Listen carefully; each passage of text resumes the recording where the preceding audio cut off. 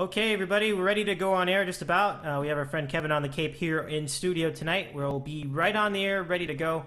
You'll see that tonight I'm turning my head this way, and the reason for that is because the regular microphone, I couldn't work out all the interfaces and everything on there, so bear with that on a visual level, but otherwise it's going to be great. Here we go, showtime. Your show will go live in 5 seconds. 4, 3, 2, 1.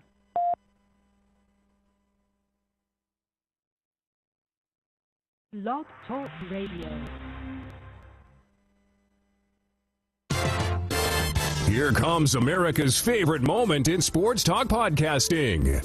It's the Junkman and Dave in the City on Locks of the Week Radio. Coast to coast, internet sports talk, Locks of the Week. Doc Rivers continues to time and time again not get it when it comes to getting... Oh! Let him play! How Connecticut are you? Are you wearing khakis and a polo? Regarding Lynch, who cares? What was he going to do today? Was he going to address each reporter? Oh, thank you for the question. Cap ran through the entire Yankee lineup, but he left out one guy, and his name is Alex Rodriguez. I like to try and forget about him because. From Los Angeles, this is Dave in the City, brought to you by Locks of the Week Radio. Now, here's Dave Medina. Good evening, sports fans, and a pleasure to have you here for the big Wednesday show here in the Dave in the City studio, Locks of the Week Radio. It is more special than usual tonight, and I'm very happy now to introduce to you for the first time in studio, for the first time in person here in Santa Monica, our friend Kevin on the Cape to tell us all about everything in sports and everything else going on. Kev, great to hear you for the first time here in the building. How's it going? Glad to be here, Dave. Oh, one more thing. Uh-oh. Here we go. Now try that. Try that again. Glad to be here, Dave. Nice. Yeah, it's nice. I love it. I love it. It's the best. Kevin, let me just ask you quickly. You're here. Well, first of all, just to tell you about the program tonight, Kevin will be our guest. If you want to chat with us, 424-258-9251. And on YouTube, I look very odd because I'm turning this way. I'm turning away from the camera. The reason is because my primary microphone is not working. It's a long story, but I've got this device, this audio interface device, which I thought was going to connect to the mixer, and it doesn't. It goes right to the computer. So a lot of riffraff. I couldn't get it to work, so I just rewired it. And so I'm using an alternate microphone tonight for the program. On the program tonight, we're going to cover a few things. The Tom Brady suspension, he's suspended 4 games, and the Patriots also fined $1 million, and they were revoked of their first-round pick next year and their 4th-round pick the year after. Big story there. In the NBA, you've got the Warriors and the Grizzlies tonight. A pivotal Game 5 after the Warriors tied up the series. The Clippers have a Game 6 after they lost their Game 5 yesterday. And Giancarlo Stanton hits a ball out of Dodger Stadium, a game I was at, but I missed because I was going up and down an escalator. So a lot of shenanigans tonight. But first, let's go back to our in-studio guest, Kev. Kev, oh my gosh. So this is now your first look, America, at Kevin on the Cape. Here he is after a long, wonderful trip across the country. Tell us a little bit about yourself, your story here. You quit the seafood market and you've embarked on a new journey. What inspired this change of your life? I'm going to write a book about that, so I'm not entirely sure I should release all the information. There's going to be a book about changes, making the different tough decisions, spur of the moment decisions versus well thought out things. But when it comes down to it, it was just time to do something different, and this opportunity came along, and we took it.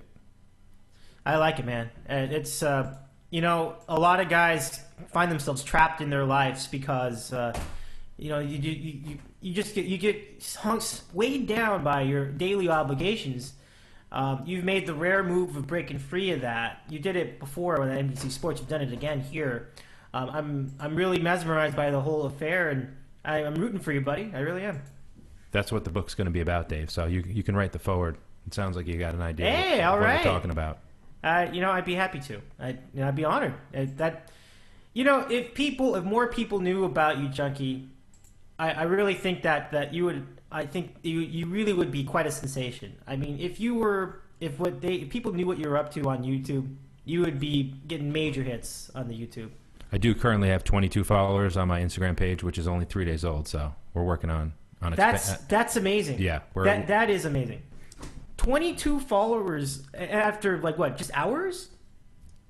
Sunday, so like 2 days. Yeah, 3 days. 3 days? Or maybe a couple more days. It could be a week. I'm not really sure. The last 10 days has been kind of head spinning. We made this decision 3 days before we left. Wow. So that was that developed quite quickly. Very quickly. Yeah. Good times. And how has it been so far on this trip? Like, what are the we talked about it a little bit off air before we got on the show, but what are the highlights so far of your food truck journey? Albuquerque was the first highlight. That was gorgeous. I was totally surprised by that town. That was gorgeous. Did you watch Breaking Bad? I mean, we've talked about this. I don't know if you did not. But, I have not. Yeah, but I think that's cool that you can appreciate it even without the show, like Pepper, because it was set in Albuquerque, New Mexico. Okay. Yeah, good stuff. And so far, really, the highlights are the people that I've met, just the different towns, the different people we've worked with so far, the people who, the guy who helped fix our food truck this morning and the day before, just great people. Yeah. So that's definitely been the highlight as far as, and then California in general has been unbelievable. I'm glad you like it, man. It's, I mean, I'm very fortunate to live here, and I think it's inevitable that anyone would take that for granted.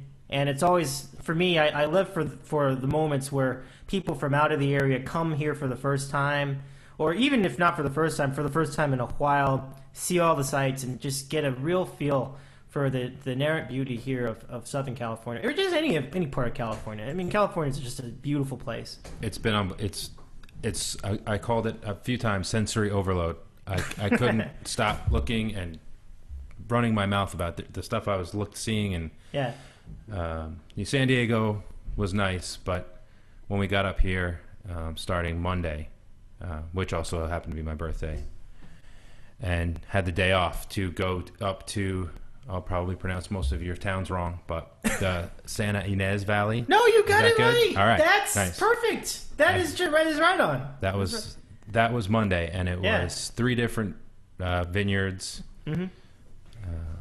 Just one, great people, great wine. I, in my whole life, never really got or understood wine or liked wine. Every glass of wine I've ever had in my entire life, I thought tasted the same until Monday. And you're drinking the wine that's grown right on the premises, things like that. And then we had dinner in Santa Barbara after walking around that town, and that was wow. I know I'm supposed to, where I grew up in New York and now I lived in Massachusetts.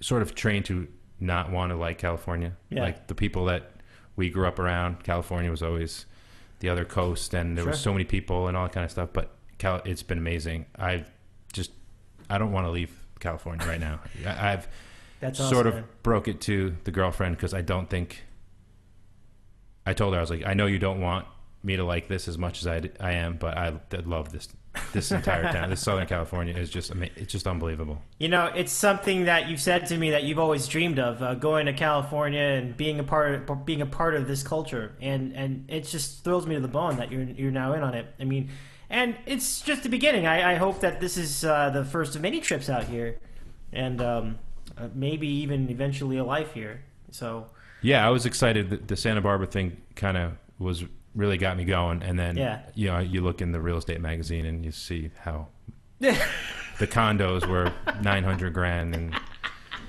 that was a little disheartening. But if there's a way to figure it out, I'll figure it out for sure. Kev, in Santa Barbara, what restaurant do you remember? What restaurant you went to? Because I know almost all of them from my 4 years there.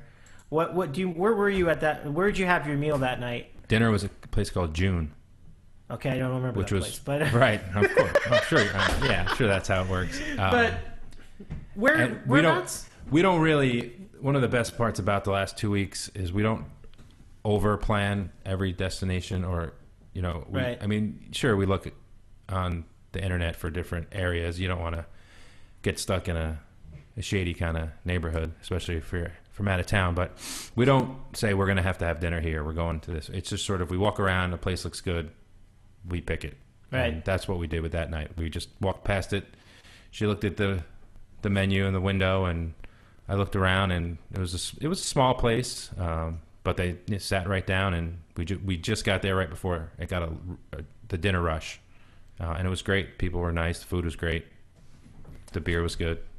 Oh, what kind of beer did you have? It was a DBA Firestone. Yeah, I think it was called. The Firestone's great. I'm a big fan. Trying to stick to the local stuff.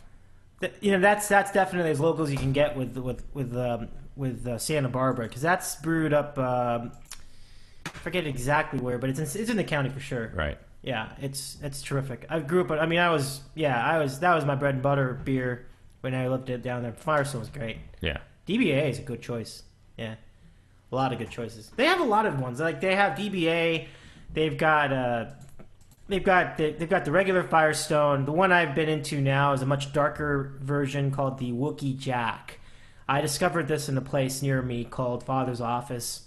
And when I talk about like near me, I mean like it's like right. It's seriously like around the corner from where we're at right now. Like it would take us like literally 2 minutes to get there. That's fantastic. With walking. Right. Yeah. So you're in good hands with Firestone. That's a great choice. Great choice. Good stuff. Well, this is our friend Kevin on the Cape.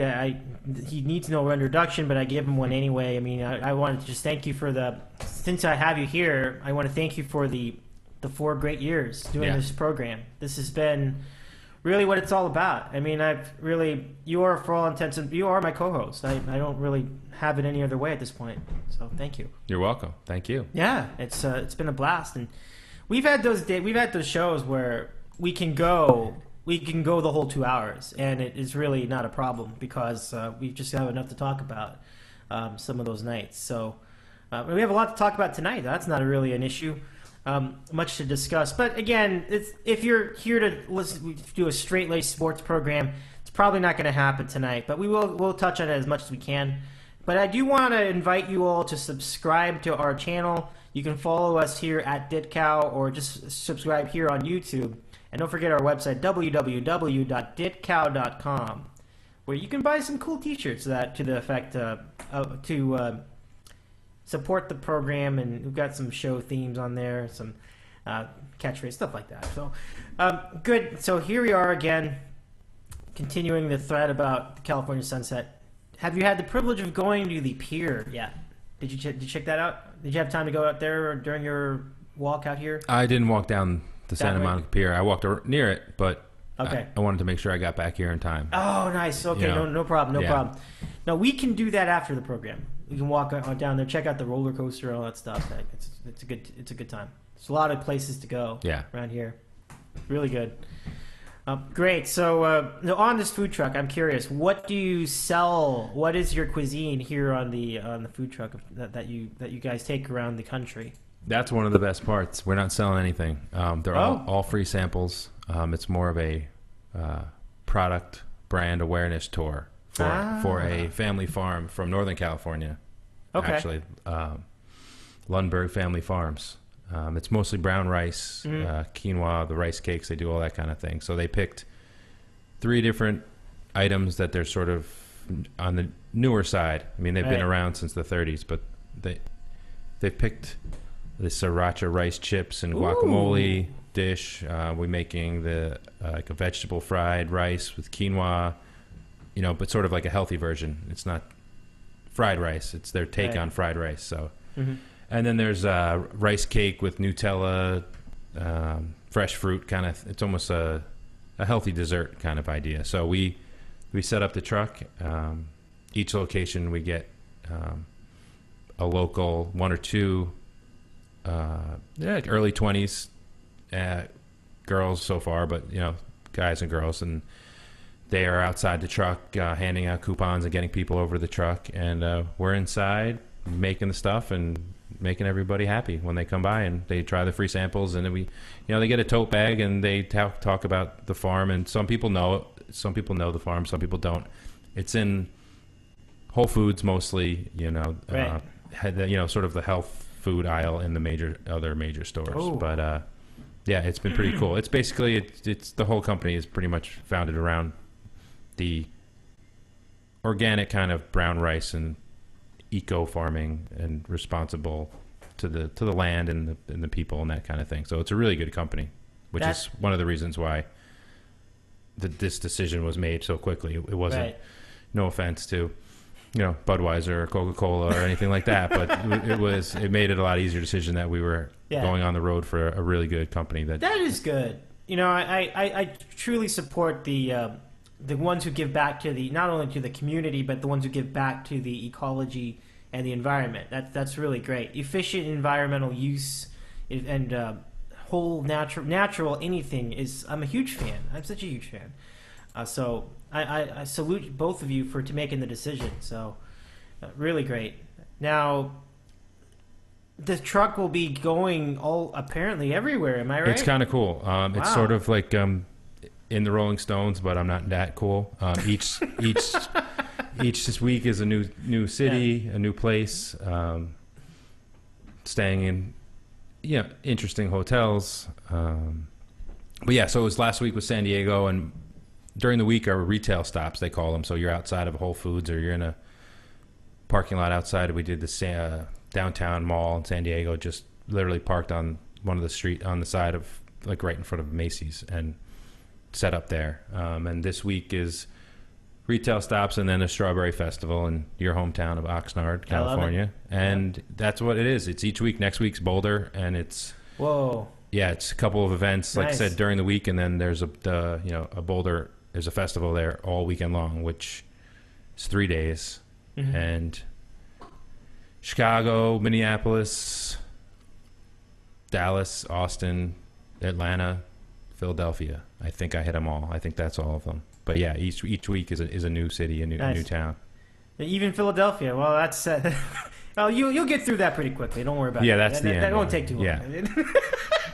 That wasn't. Yeah. Yeah. So again, this is Kevin on the Cape. We've known each other for such a long time now.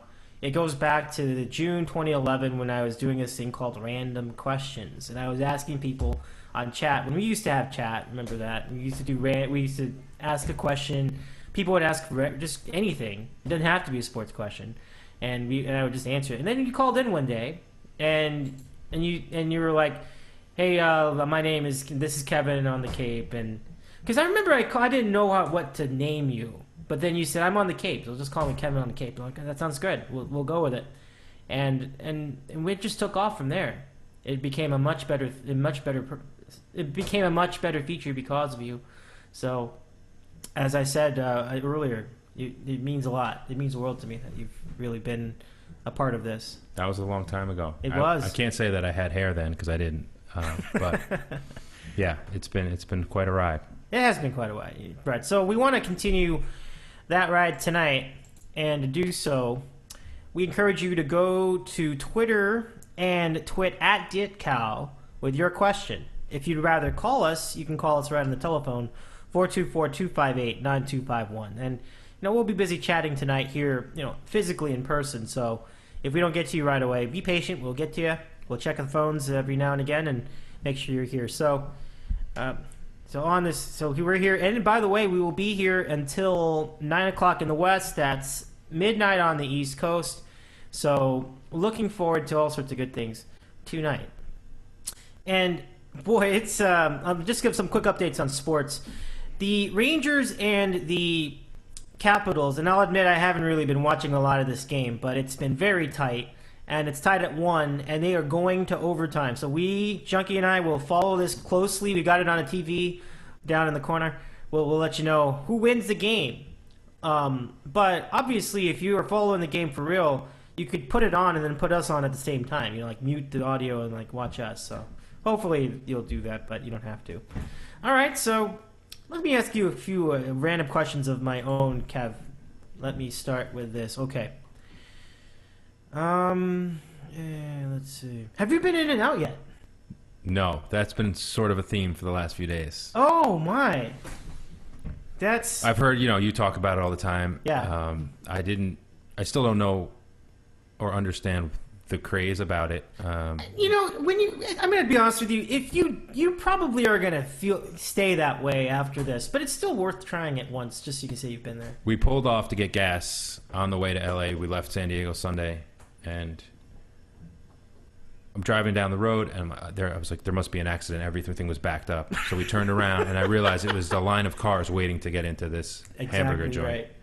Right. And so at the first winery we went to on Monday, we were talking about that, and the girl who was working there, I guess, overheard us and just went crazy that we hadn't been there yet. And then the people across that were having another wine tasting started not yelling at us, but just forcefully telling us that we have to go there. And they started telling us about the history of the company and all sorts of things that I really wasn't that interested in. I was just interested in the hamburger. But so we got to the point where now we're actually planning on Sunday when we leave town. Good. So that it's on it's definitely on the schedule. Yeah. It's just we're now into the work part of the week starts tomorrow, so we're going to get a little crazy. So Sunday night, and actually my girlfriend told me to mention this to you, that because I said he's going to be disappointed that we haven't gone and tried it yet. Right. So she said, no, tell him Sunday we're going. I love it. Sunday night on the way out of town. Yeah. We're going to go, and we'll probably, maybe I'll do my Instagram picture for you, something like that.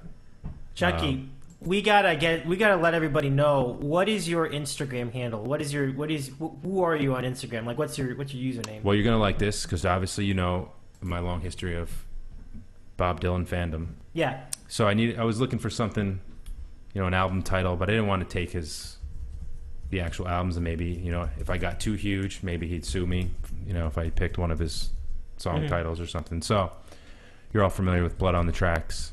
Yeah, absolutely. Yeah. Great album, 1975. So I'm a fan of rain, as I've talked about many times on the show, and it happened to be raining when we were talking about this. So my thing is Rain on the Tracks. Rain on the Tracks. So it sort of came in with weather and tracks being, we're traveling. Tracks can be railroad tracks. They can be footprints, things like that. So very simply, Rain on the Tracks. Beautiful. I just tweeted it out to our audience. Nice. And hopefully the people who follow our program will catch a handle on that. Very nicely done. I will. I'm going to go follow it myself, actually, as we speak, right here on air. I'm going to actually pop it up, get it going. I don't actually. I have an Instagram, but I don't use it. All I do on the Instagram is I just follow other people, because I just feel like my photos could never be interesting like what you guys are doing. Like, I just have nothing of interest that I could find interesting. I've noticed that's kind of the hard part. You take a bunch of pictures and you're like, no one's going to want to look at this. Absolutely. This is absurd. This is interest only me.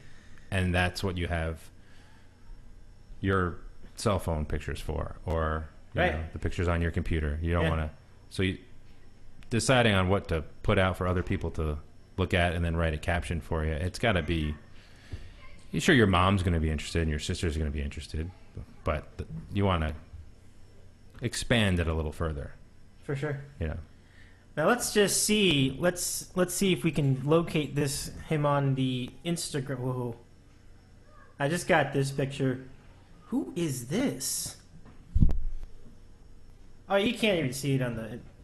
This just popped up on my Instagram suddenly. Look at this. That's not me. I know it's not you. But is that lady not just amazing looking? Yeah, she is unbelievably hot. That's not my page. I know. Guys, if you want to follow her, her name is Steph Marie Burris. You know what? I better not do this. I don't even know if she's old. She might be like 17. Yeah, it's a little dicey. All right, never mind. But Rain on the Tracks. Let's see if I can get it here. Rain on the Tracks? Yes, sir. Okay. No users found. Is there like spaces and stuff? No. Okay. I'll figure it out later. All right, guys. So we'll continue on with the program. So let's see. Yeah, this is. You've really come a long way. Let me ask you this. All right.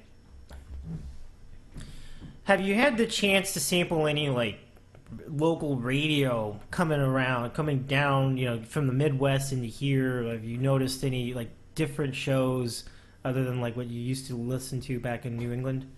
No, not really. Only because the rental cars all have the satellite radio. Oh, so got it. Like jazz in the background because we're always talking or planning the next trip or something like that. Mm-hmm. And the food truck part, which we had the huge drive from St. Louis to San Diego and then all the stops in between, is so loud. The cab of it, it's like driving maybe like a bread truck or just a big UPS kind of vehicle with those sliding doors and a big cab. So it is a racket inside. You have to struggle to hear each other talk. Mm-hmm. So a radio is basically useless in there. It's just too loud. The vehicle is too loud. It's windy. The windows are rattling. The things in the back are rattling. You try to tie down everything and right. all of a sudden you hear something fall over and you run them back and try to figure out what it was. And usually it's nothing bad. I've been pretty good operations wise, making sure everything's safe and that kind of stuff. But every once in a while, your backpack you didn't put it on its lowest level and it falls over.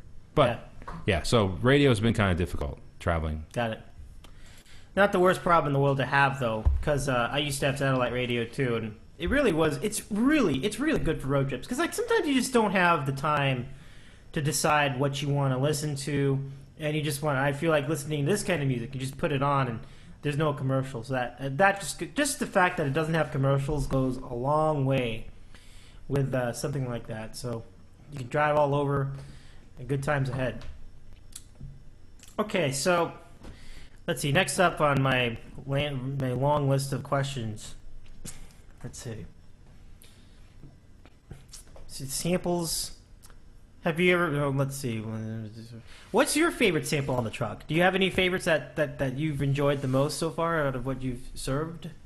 The sriracha rice chips. I've never actually had a better snack. Oh, they're spicy but not too intense. Right. They're terrific. I had them in our little rundown of the products of the meeting with their marketing people and things like that, and pretty much just dominated the whole bag because I was like, no, you guys can't have these. There's fruit in the lobby. You can have that. I'm gonna have this. It's absolutely terrific. They have a whole bunch of different kind of flavors and stuff of that, but this is the newer one, and it's good. Especially when you get down to the bottom of the bag, and a lot of the spicy stuff just sitting there. That'll get your nose running. But it's really good. Junkman, I asked this question of Canadian Karen a few weeks ago. My question: have you had a de facto Mexican food meal? You went to Blue Plate Taco, though. I guess that would be it, right? But have you had like a burrito? Have you had like nachos? Like, down to earth, like taco truck, like a taco truck that we have so many of these taco trucks. They open way late at night and stuff. Have you had the privilege of trying out the street taco here in LA? That's been the food of choice, really, Dave. The Albuquerque stop was a Mexican food place, which was terrific. We had the tacos this afternoon for lunch, which were amazing. But in your town, I found the best breakfast I've ever had. Oh, and I had a breakfast burrito. Yes. For my. Where were you at on Monday morning at the Best Breakfast Cafe? That was the name of it. Oh, it was literally called. It was literally called the Best Breakfast Cafe. Okay, I gotta write that down. It was near the. Was it a Navy base over there or a? Oh, you're talking about in Port Wayne then, like by Oxnard, I guess. Yeah. I should go. Your old town. My old town. Your current town. Right. You did say that. I wasn't paying attention. The Best Breakfast Cafe. All right, I'm telling everybody, all my relatives that.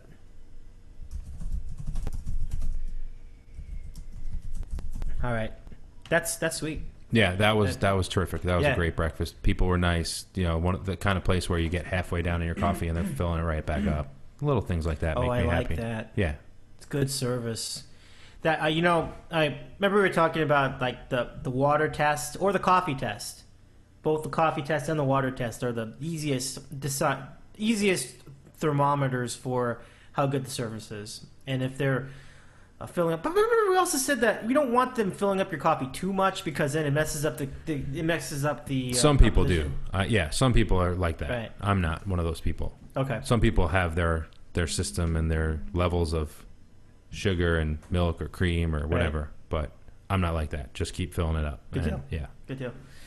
This is Kevin on the Cape. I mean, it says that right there on the YouTube. But for those of you listening tonight, he is here in studio for the first time, and this is really a treat for me to listen to him, and we can just talk about whatever tonight. I will say, though, that the Rangers and the Capitals are going to overtime. Or did I mention that already? I guess I did. Well, they're going to overtime at right now.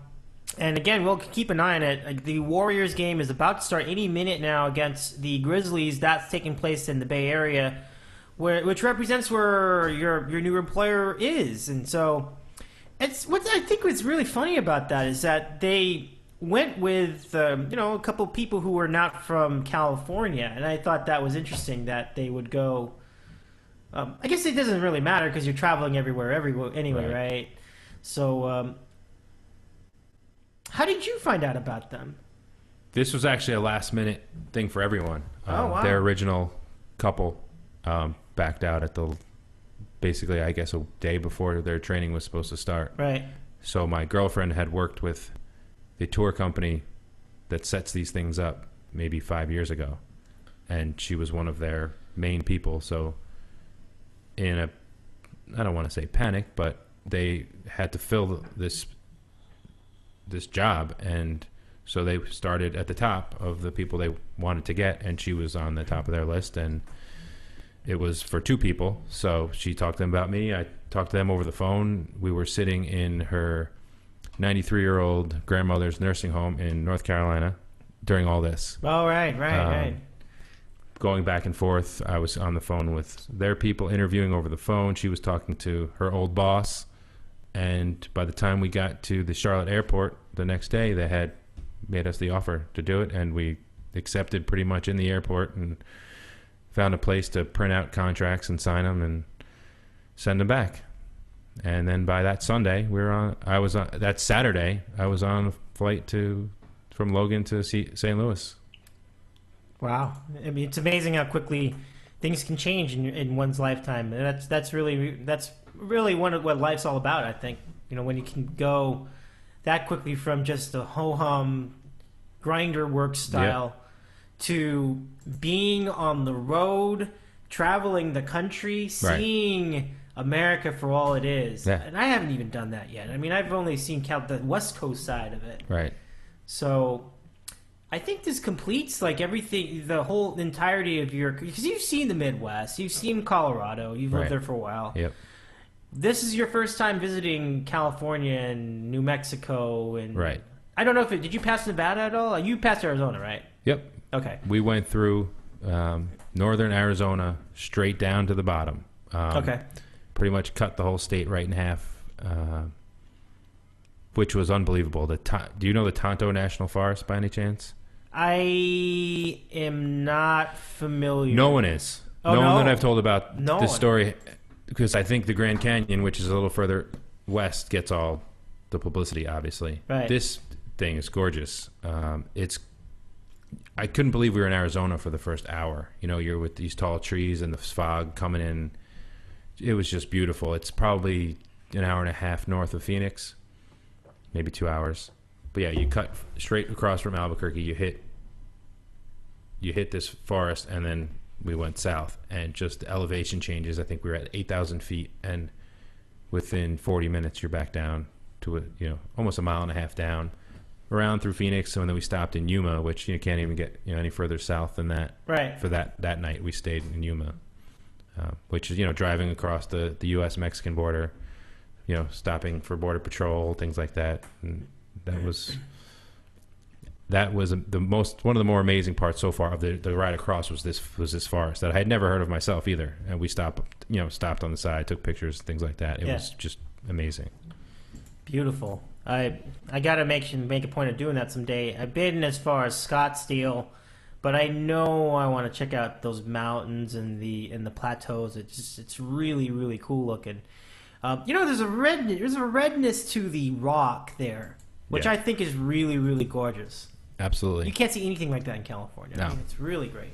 No, in these states all have their own kind of special scenery, or just the views and the different, just the whole nature about it is just stunning when you just drive across this country and realize just the amazing, just the views you get, and you can go from flat to the mountains, and then the weather changes and the shifts and stuff. It's pretty impressive, the place we live in. It is, and I'm really glad. I'm always very happy to see those really take full advantage and see the full breadth of what the world, and specifically the country here in the United States, has to offer. I would be remiss if I did not mention to everybody here tonight that on, I believe it was Monday marked your birthday, and what a day to have a birthday. You're really embarked. You're just really taking it on a whole new adventure, and so I just wanted, for everybody, I want to say happy birthday, buddy. Thank you. 29 again. I'll take nice. that. It I was will take nice. that. Yeah, I'd be happy to be 29 again myself. So certainly no problem there. All right, so we now turn it to you all tonight on the program. Give us a question, random question on Twitter. It can be about the Deflategate. It can be about Brady's suspension. 4 games out of the... Yeah, 4 games if there's no appeal or anything. And, again, we mentioned a $1 million fine of the Patriots, not to Brady. But that would have been pretty big if it was Brady's... If Brady was owed that amount, but it was just the Patriots. And then the 2 draft picks we covered earlier on the program. You did not like the punishment. Did you think it was too harsh, or it was too lenient? It seemed a lot excessive. It was. I thought it was excessive. Mm-hmm.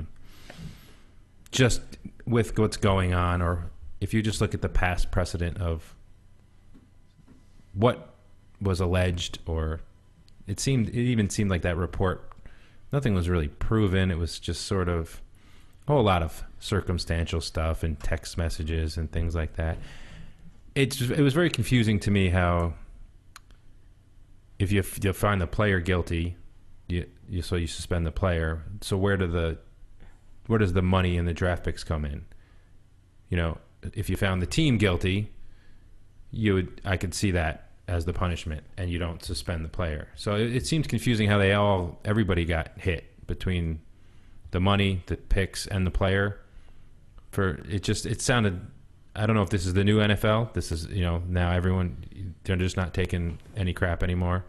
You do something not even close, you bend the rules a little bit and you're not going to play, or you're going to lose draft picks. Maybe this is the beginning of the new suspension and the new, I don't even know if they ever hire, I guess Troy Vincent is the guy now. Yeah, Troy Vincent. He had that big speech that he told Tom Brady that you are it's not what the NFL is about, blah, blah, blah, all that's business. As long as that goes forward with, because there's been people who have messed with footballs or sticky stuff on their hands and things like that. I think it wasn't even, I don't know, there was a team that were putting the balls by the heaters when it was cold. I can't remember who did that. And they forgot about that, yeah. And I think they got a $20,000 fine or something like that. So this is just way beyond what has taken place in the past. So that was the only thing I thought was surprising. I really think that the severity of that, and I did think it was stiff too. I thought that was a pretty extreme punishment for what I thought was like something that I bet you all the teams are doing anyway. Just that the Patriots are getting tagged because they've already had a history of being on the side of cheating. I mean, Spygate is a pretty obvious example. So for me, I always thought that it was just, this is sort of like them tying it all together, and this was the straw that broke the back. But because think about it, if any other team had done this, any other team in the NFL, they wouldn't even be talking about it, let alone the suspension. The thing with Spygate too was that everyone was doing that, and they were all told to cut it out, and the Patriots didn't stop. That's where that came in. So if this kind of, like you just said, it seems like most of these quarterbacks do a little bit of messing with the football. So if it happened where they said, all right, guys, you need to all stop. You need to, the conference call with Tom Brady, Peyton Manning, Eli, all these guys. All right, cut it out. Enough messing with the footballs. Right. And then they did it anyway. I could see, but it doesn't seem like that happened. It just seems like it's almost reacting to the public outcry. Well, that's kind of suspension. That's my sense of it too, because you saw right there,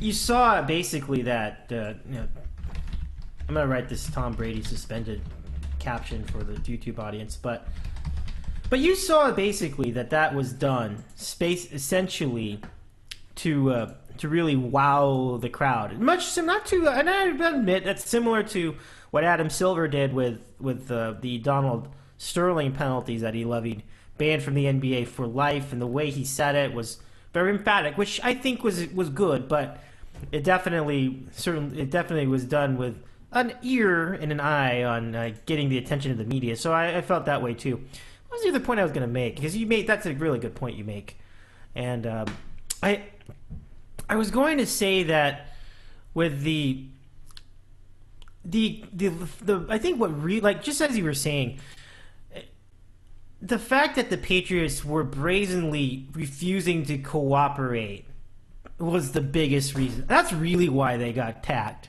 I don't think the actual infraction is the reason. It's really, as you mentioned, the attitude around it and their unwillingness to fall in line with the NFL. The NFL will not tolerate that stuff in the Goodell era. Yeah, that's a good point. It's probably that as much as anything. It's Belichick's attitude and Kraft's little speech about wanting the apology, or that kind of thing, and then they went out and won the Super Bowl and kind of stuck it to everyone, which didn't really help. No, it did not, and that's the funny thing about it. So whatever is happening here, this is coming off a championship, and so It's like, oh great, yeah, that's nice. So he gets 4 games after they won a title. It's like not really. As other NFL fans are concerned, they're like, that's good, but it's sort of like not much consolation. Yeah, and you knew that was going to happen. There was going to be no suspension before that game and everything. Right. So 4 games I thought was a lot, but if that's the way they're going, if that's the new NFL, you would like to see them, stick with that same kind of really tough, firm hand when it comes to guys who injure women and that kind of stuff, and torture their pregnant wives, things like that would be really refreshing. It would be if that happened.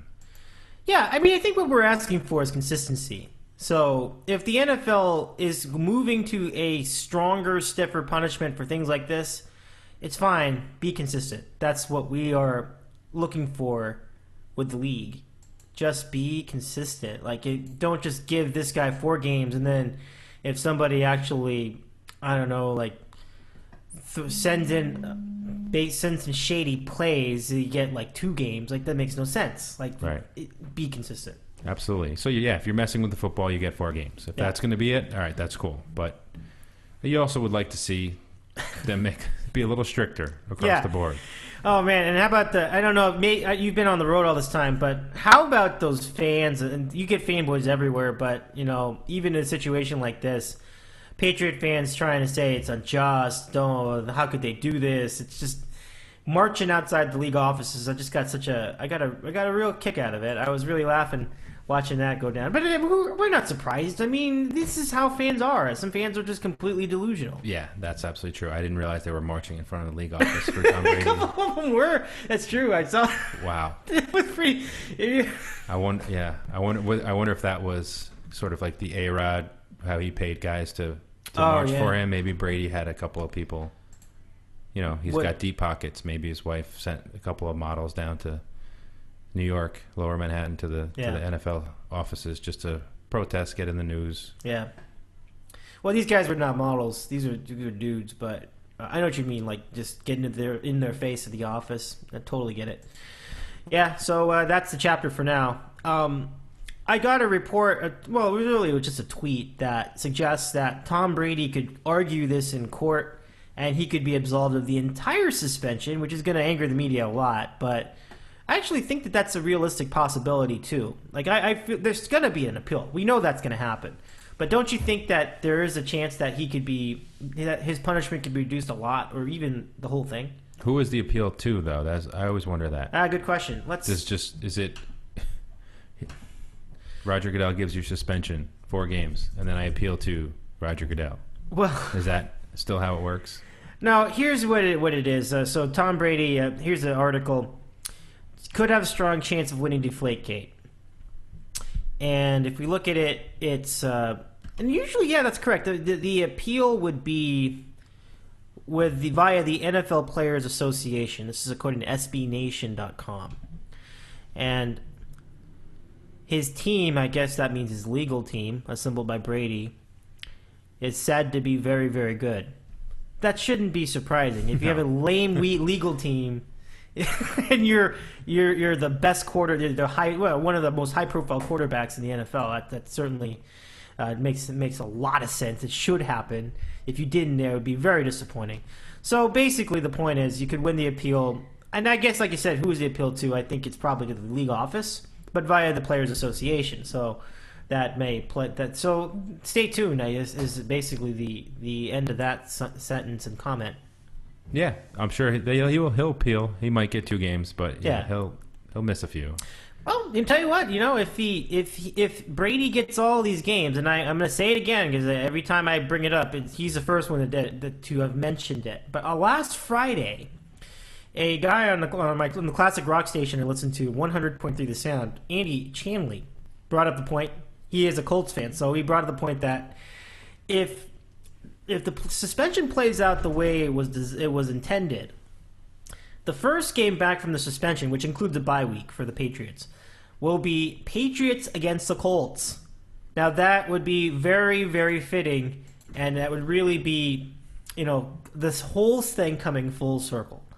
So I'm rooting for that to happen because that would be just an incredible game to talk up. Yeah, it would be, getting to go play the team who tattletaled on you. Yeah, basically. Sort of like in the playground, the guy who sold you out. Yeah. Do you think that the Colts are a little ridiculous in that way? The fact that they went public with it? Do you think that that's a little Bush League the way that they went about it? Or is it just simply sort of a series of events that came to a head? Yeah, I think they probably went in with it thinking something was going to happen in their game, maybe. Sort of a mess with their heads if the officials were checking the balls a little more or taking them from halftime, maybe getting into Brady's head. I think they probably thought it was going to benefit them in that game more than anything. Right. Maybe they make more of a big deal, which the NFL didn't, obviously, until after. So I don't think it had the effect that they wanted to, but long term it worked out. As long as they had their house in order too, Right. I don't know if they talked to their quarterback and said, "Do you do this?" They had Peyton Manning for all those years. Him and Brady were the guys who were responsible for that practice of having the balls with the team instead of. It's such a ridiculous thing. It is.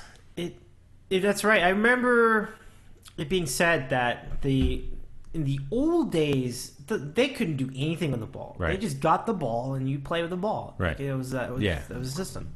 But I guess a few years ago, some of the quarterbacks led by Brady and Manning wanted access to it and to mess around with it and get it to how they like it, which doesn't sound egregious to me by any means, but I guess it didn't turn out that way. Nope. And obviously when you're going to get that kind of latitude with how to handle a football, which is the essential component of the game. Right. You can't even play the game without the ball. Right. So it's gonna raise some eyebrows if you start doctoring it in that way. Quick update from the NHL. The Capitals and the Rangers are still tied at 1. We are in the first overtime. We've just hit the clean up the ice middle of the period break. This is a relatively new practice where halfway through an overtime session they stop to give teams not really just to give teams a break. It's just to clean up the ice a little, scoop it up so that it's ready. It's not completely out of control by the end of the period. It's an interesting idea. It's probably the real reason they do it, probably just so that teams can give an update. They can update other games, whatever. But so we're in the middle of this strange, awkward stoppage, and they'll resume play, and somebody will win the game tonight. So it's been a very intense Game 7, despite the 2 goals between the 2 teams. Your quick prediction, Chuck, man. Who wins it? I like to clean up the ice break. That was nice. I didn't know they did that. Yeah. That's very nice. They've done this every period of every overtime Probably the last 3 years. I think since the lockout, basically. So I'm going to say the Rangers probably lose. You formatted that nicely. Heartbreaking fashion, but I think they're going to send home the crowd a little upset. I mean, the way it's going, it looks a little tricky. Right now, we have the puck going across the ice. It's probably icing. Yeah, that's an icing. By the Capitals, so the faceoff will be in their zone. The Rangers may have a chance to score. I'm kind of sensing that myself. And if it happens, this will buck a lot of history because the Rangers have had many Game 7s at the Garden. They haven't lost any of them. So that'll be history for them if they do lose. So, but it's just been tough, you know. Did they score? There it is. There it is. Well, there you have it. Rangers win the game. See, what just happened was that the Dave Mush extended through the microphone. Now, if I was at home on the phone, that wouldn't have happened. But I'm here in the studio. Yep. This is how strong the mush is.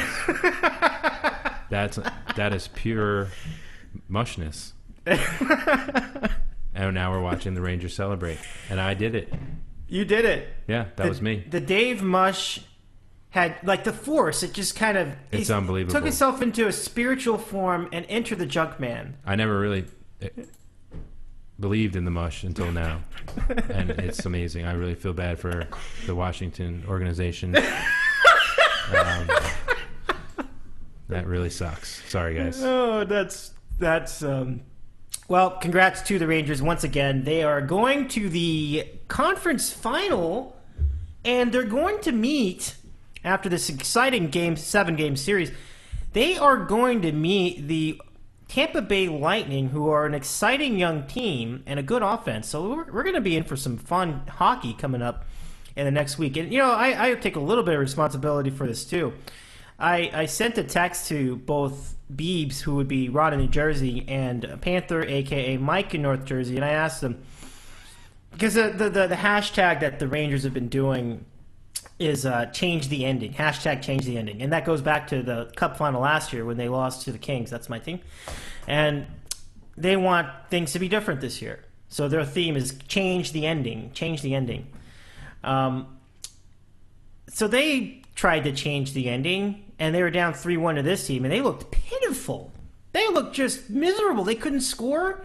And so I'm like, guys, I don't know. I guess you could change the ending to a shittier ending, and then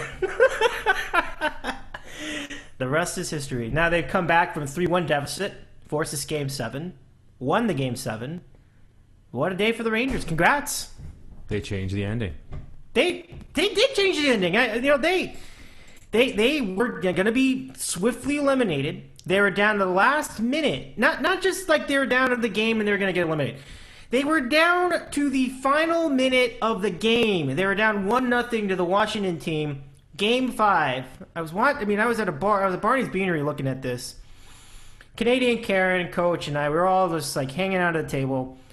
And then you blink, and in that last minute, before Lundqvist could even get to the bench, the Rangers score on an attempted 6-on-5, and they force an overtime, for which they won, and they win Game 5. And they go from a minute from getting taken out of the playoffs altogether to winning the series. That's really quite a comeback. So I really want to. Kings come back from 0-3, but this is just as good. The Kings were not down to the last minute of being eliminated in that series.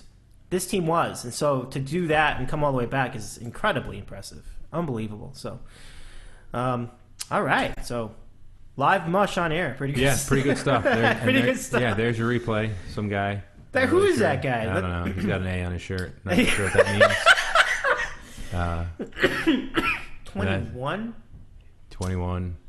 Yeah, let me not go to Twitter. I'll find out right away who it was. Wow. I'm not even sure that was the. Oh, yeah. I think. Oh, yeah. I think that was the guy with the A on his shirt. Yeah, the guy with the A on his shirt. That would be.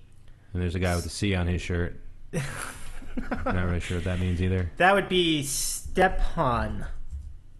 Stepan. I try to get his first name. Oh shoot, there's like 100,000 Stepans on. Okay, Rangers. Derek Stepan. That's right. I remember him. Last year's final. Scored the game-winning goal. Seconds after we said, seconds after we said they were gonna lose. Yeah, pretty much less than 10 seconds, I believe. Less than 10 seconds. That might be, as the Mushes go, certainly one to remember. Yeah, that's an all-timer. All-timer. Wow. So 7-0 in home game sevens are the Rangers. So pretty impressive. Now, is that just with Lundqvist, or is that just probably with Lundqvist? Either way, it doesn't matter. That was really exciting. So yeah, congrats, boy. I don't have anything else to say about that. It's hockey anyway, so good times. No, seriously, I mean, after some point, I just said it's hockey. We gotta move on. Yeah, there's we're a lot more games. Losing our audience by talking more and more hockey. It tends to happen. I hope people are listening to this show tonight, though. I hope they listen tomorrow as well. Again, this is Kevin on the Cape with me tonight. We do this all the time, 3,000 miles apart. Today, we are 3 feet apart. Pretty good deal. And so after the show, I propose we go someplace to drink and celebrate our first meeting here in Santa Monica. What do you propose? Would you like to go someplace that serves Firestone? Sure. Someplace close. I've been walking way too much today. Oh, okay. Okay. Yeah. Winner. Someplace close. Oh, okay. Yeah. Well, then Father's Office is like right here. Like they have really good beers. That sounds like a tremendous idea. I may get a burger, too. That's also possible. But you had dinner, or was that lunch? No, that was lunch. Okay. That was a long time ago. Oh. Not really a long time ago. Well, I mean, a decently long time ago. Yeah, I think that was about 6 hours ago. Okay. 9 hours for the people listening on the East Coast. I like the conversion. No, it's important that we keep everybody straight with the conversions here on the program. We're going to open the telephones, so give us a call, 424-258-9251. We have a lot to talk about, and I'm really excited to continue this thread tonight. It's really a lot going on. And also tonight, like we mentioned it, the Warriors are playing the Grizzlies in a big game. Man, he really was into it. Stepan jumping up and down. I've seen it a lot in the NHL. Like they're like kids out there when they score a big game, like game-winning goal like that. I live for that stuff. It's really cool. So on we go. So let's check in on the Warriors. They are down 9 points. Let me tell you something. I'm going to bring this up really quickly. I was debating with my friend Coach about the Warriors, and the thing is this: he thought that Golden State was just not playing well. Personally, I just think that Memphis has really got them figured out defensively. I felt like this team, especially with guys like Tony Allen and Mike Conley, and it's a very good defensive team. I know that statistically the Warriors were a good defensive team too, but in fact the best according to the stats. But these guys can shut down a perimeter offense, and the Warriors represent a big perimeter offense. And right now they're down early, but now they're at home. The Warriors up in the Bay Area, but I don't know if anyone really should be surprised that they are having this kind of a struggle against the Grizzlies. I mean, I think they could win the series anyway, but the Grizzlies represent pretty much the one thing that gives them the most fits, and that's guys that can defend three-point line. The Warriors shoot so many threes. It is ridiculous, unbelievable. But we'll see. The game is young. Memphis up 21-12 in the first quarter. We'll see how that one goes. All right, Kev. Well, hope you're enjoying the studio. So, what are you thinking? What were your observations coming in here for seeing my apartment for the first time? This is quite a setup. The Clayton Kershaw doll is really nice. Is that a popcorn machine? Yeah, it is. That's a popcorn machine behind me. Let me show you guys on the video where it is. Right there. Do you see that? Right to my left. To your left. That's my right, but your left. There's a little popcorn machine. I haven't used it. It looks brand new. It does, because I use it like once a year. And the reason I use it so sporadically is because I cannot find the and I turned on the wrong pot, but I can't find enough people to get into popcorn. Like that's a lot of popcorn to eat by yourself. Yeah, you got to have people here, and whether they tell you they want it or not, they'll eat it. That's one thing happens with popcorn. Just keep making it. If they're here, they'll eat it. It's good advice. I like that. You'll be surprised. You'll have to continue to make it. Oh yeah, be consistent. Be consistent, right? Yeah, absolutely. Yeah, be consistent. There we go. But yeah, that is the popcorn machine, and when you make the popcorn, it sounds it looks really good, and it tastes even better than it looks. So pretty good. Good deal. One thing I can share with our longtime loyal viewers that is, I wouldn't say it's surprising, but it's interesting, is that Dave has no notes whatsoever anywhere here. His is all, I think, off his brain, all the sports stuff, all the games, that kind of stuff. That's sort of impressive. There's no notes anywhere.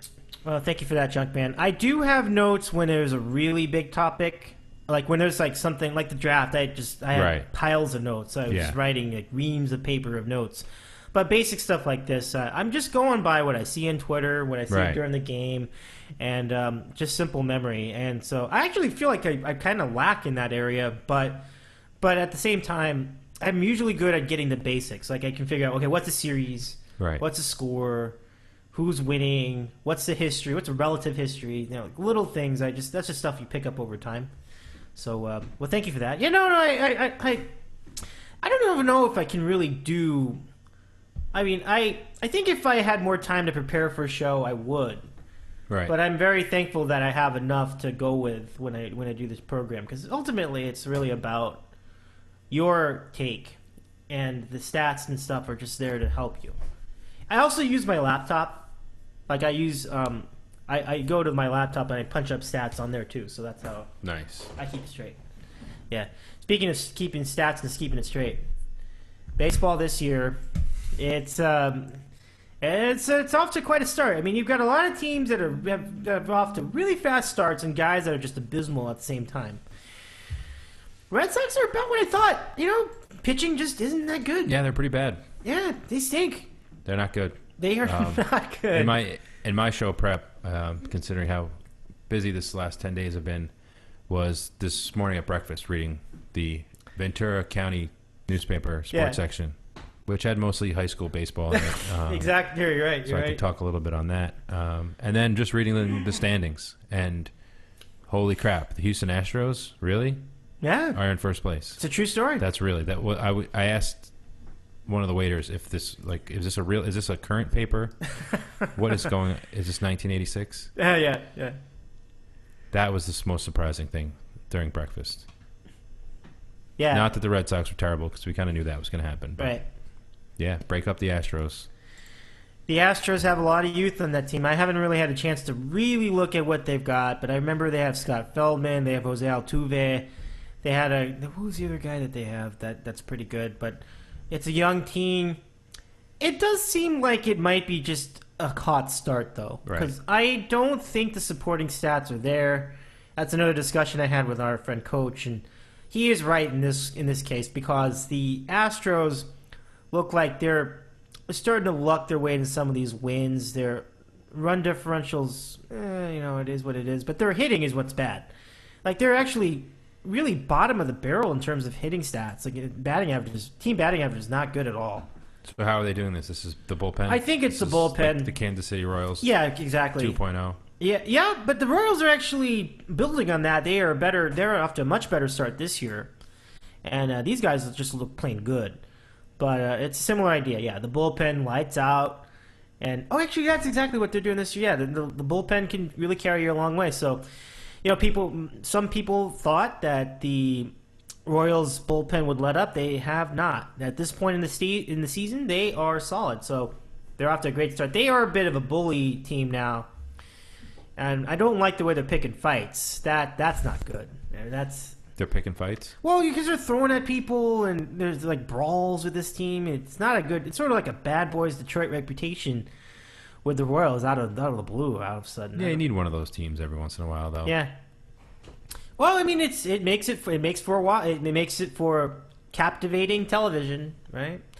So there you have it. No, so I think the Astros are definitely a good story. It's good to see that they're ahead, but I almost could guarantee you that's not going to last. I mean, it's great to see it, but they're not.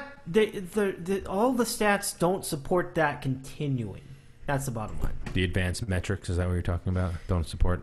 Just basic metrics, like team batting average is like 28th. I mean, that's not good. Right. That's not advanced metrics. That's like preschool metrics, you know. Dodgers looking great. I don't want to waste too much time on that, but yeah, it's to consider that they're doing it all shorthanded. They don't have Jansen. They don't have Ryu, their third starter. They don't have Yasiel Puig. All these guys are out. And they're still just mowing teams. They're not doing very well on the road, but at home, they're very solid. And they had a nice, huge win against the Marlins last night. Now, they played a very strange game today. Junkman, get this. Because of the collective bargaining agreement, the outgoing team cannot play their final game before they leave to their next destination earlier than 5 o'clock, whatever local time. Isn't that weird? They have to play the game before 5 o'clock? They have to play the game before 5 o'clock for the outgoing team. So the Dodgers had to continue the road trip this weekend, so they thought, well, we're not going to do a day game because we've got another weekend series, so why waste our effort doing that? Let's put the game at 4:50 so at least more people could attend and watch the game on TV. 4:50? Yeah, isn't that just bizarre? That's a little weird. It is a little weird. I mean, it is. It's highly stressful travel. I'm sure that they have. You know, right. They got to get the plane fueled up. I mean, I'm sure where are they going next? They said. Oh, that's a great question. I thought. Let's see. Probably really far away. Oh no, they're going back home. They're going back to Miami. Right. So it's a long trip. It is a long trip, to be fair. I mean, it's pretty much as far away from the country as you get, other than Cape Cod, where you are. Right. I mean, it's a tough road. They've got to hang out in Los Angeles, play some baseball, and then they go back to Miami Beach. It's hard. So they should get a few hours head start. Is a nice. Yeah. I mean, that's a good solid union they have. Yeah, that is a good solid. They union. worked for that. Quite the hardship that they faced, but like you said, they earned it. I mean, Marvin Miller started it many decades ago, so I'm not gonna clown it too much, but good for them. I guess that's my point. Yeah, good absolutely. It's quite a quirk, though. So now that they've played this game so early, let's see what the final score of the game was. Dodgers already won the first two games of the series, so that this is basically their shot at sweep. The game is in progress. The Marlins are up 5-4. 5-4. And we're in the top of the eighth. So nice. Good deal. So it's not over yet. Still, does that even really matter? The 3 hours, because isn't, from what I understand, the traffic going to be ridiculous anyway? Yeah, it on a Thursday in particular, it makes no difference. Yeah, none. It may actually be worse, actually, because the game's going to let out at like 8:30 instead of like 10:30. Right. That sucks. That you're still in the middle of a lot of traffic at that point. I haven't experienced LA traffic nightmare meltdown road rage thing yet, so I don't know if I've just gotten lucky. Yeah, you got lucky, or it's coming. Yeah, exactly. My girlfriend left Santa Monica to go visit friends, and immediately looked up on her phone, and there was just red lines in the GPS indicating traffic both ways to go. So she was a little nervous about that. So I think she's probably experiencing it, or had experienced it in the last few hours. I have yet to experiencing anything out of a normal, nothing crazy at all, which was, maybe I'm just lucky that way. You know, it's I'd say cherish it then. Yeah. Cherish these moments, because I don't think it's only a matter of time, I think. I don't know how much longer you're in the area, but probably only a matter of time before it hits. Yeah, it probably has a lot to do with being off. You know, they build in a few off days for us, so I've been off for these 2 days, so I'm not in a rush to get anywhere. So I sort of take it as it comes, even if there's a little traffic. The next 4 days when we're working, we've got to get product in one spot and prep it and get to another spot. That might start to rear its ugly head, and I may have a minor meltdown. Could happen. And I've had plenty of meltdowns myself. Quickly from the box, here's a question from our friend Lubsies on the board. Nice. His question, he actually wants to see the story behind the box that's holding your mic. That box is the box for the clock on our wall. And I needed to put the microphone higher so that didn't have to reach too far down, like the hunchback, to speak into the microphone. So that's just to elevate the mic. Yeah, I'm a little taller than the average Californian, so we need a little extra height here with the microphone. It helps a lot, so no doubt. This also went from our friend Lubsies. He asks, in the kitchen you're now in, what would be... So, the kitchen, that means the kitchen behind you, Chuck, man. In this kitchen, what would be an ideal seafood meal you would prepare for a lady love? And assume that there are proper ingredients in the fridge. I have to cook for a girl in your apartment? Is that the question? Because that'd be weird. Well, would you be here? Like, would you leave? I don't understand. He has a grill, ladies and gentlemen, so I would probably do something outside. Let's just say that you had it for this weekend. All right, so let's say that you had it for this weekend and your lady was here spending the day with you. Oh, grill! We would go out. Years, like I said, I see the grill out there, so that would be just an elaborate fish taco thing with all of the. What I find too, which is amazing out here, is just all the produce and all the vegetables, everything being grown so close. Yep, it's just so much better. It's it's obvious, right. You're eating or drinking something that's grown in the area, it's going to be better. So, the fresh produce, fish tacos on the grill, not fried or anything, would be the way to go. Fish tacos sound good right now too, but I can't remember exactly what was a slam dunk for fish tacos in Santa Monica per se, but in LA and especially in San Diego, fish tacos are the best. So good. Did you ever end up having a fish taco in San Diego when you were down there?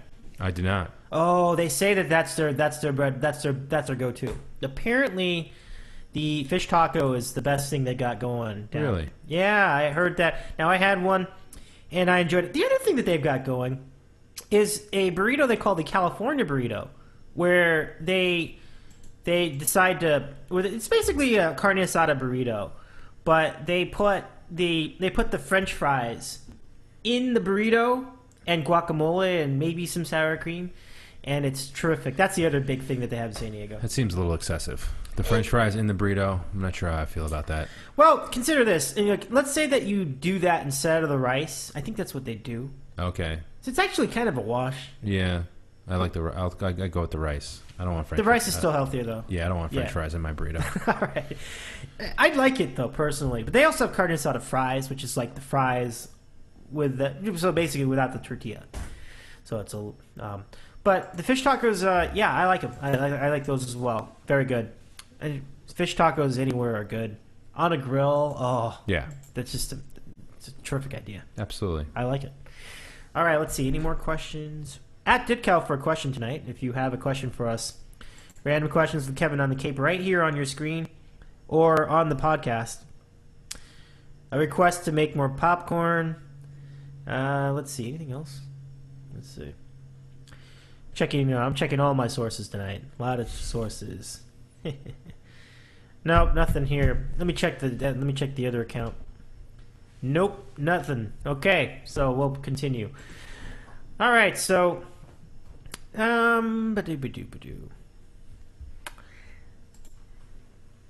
fish tacos are good. My gosh, I'm stuck on the fish tacos. Right. They're just so good. Yeah, Dave has left the building. He's in fish taco world. that just sounds amazing. Let's see. Okay, so my next question then is about produce. Yeah, okay.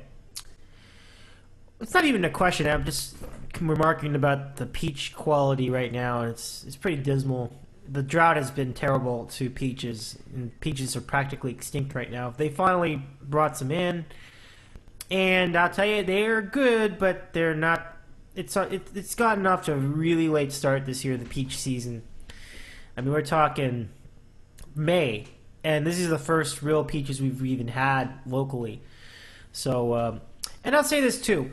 I feel like Georgia peaches are better than California peaches. I've had the Georgia peaches in New York City. For whatever reason, the Georgia peaches will not travel that far. They won't go all the way to California. That's too bad because they're really good. There is good news. The second vineyard we went to was also a working farm. Yeah.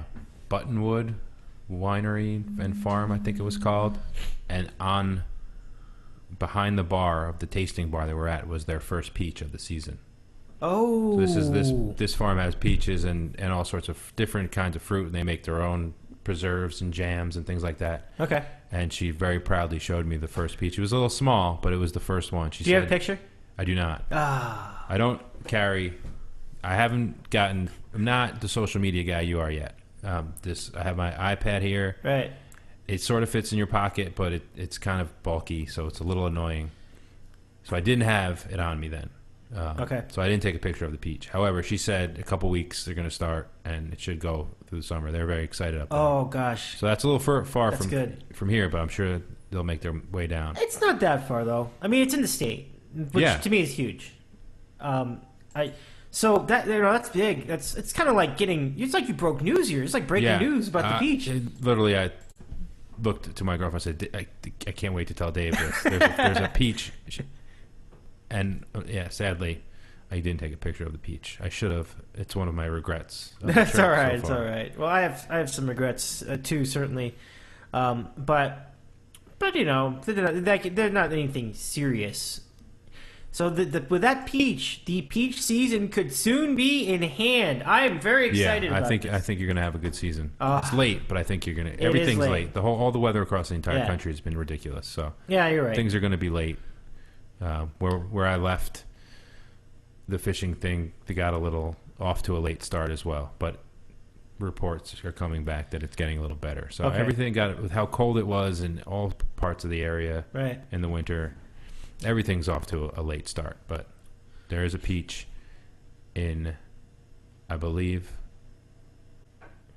Slovang was the name of the town. Oh, Solvang. Solvang. Yeah. So there's a peach there. I'm pretty sure. I mean, maybe they'll send it to you. I don't know. I could call it. They really liked me there. Solvang's nice. They've got incredible pastry, fudge, candy, baked goods in particular is the best thing they've got going. Really good. Really good. Yeah. What'd you have there as far as... Just the wine. Oh, just the wine. Just the wine. Well, that's fine, too. I mean, the wine is really good up there. Yeah. Santa Ynez Valley is where it's at. Did you go to Chumash? Chumash Casino is like... we saw many signs for that. We're not much of a casino kind of... Oh, okay. Kind of duo, the two of us. All right. But yeah, open up my eyes to wine. But I don't know if I can ever have it again outside of this kind of area where it's grown and nurtured and made. It was a totally different experience. And I went to another one, Kalira, I think it was, and they had pictures of the guys from Sideways on the wall. And it took every fiber of my being not to start quoting the movie.